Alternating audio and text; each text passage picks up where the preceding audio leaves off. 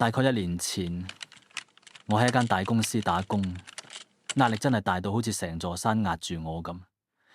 雖然我日日都死撐去達標，但係上司啲要求一日比一日多，搞到我成個人透唔過氣，成日都要加班，真係令我疲憊不堪。有一晚又係咁 OT 到夜晚先放工，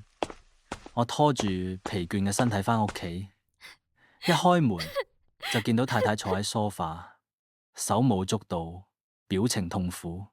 佢同我講：我今日差啲喺公司喊出嚟，老細啲要求真係離晒譜，同事關係又搞到我心力交瘁，呢啲日子幾時先完啊？嗰一刻，我本身想同佢講下自己幾辛苦，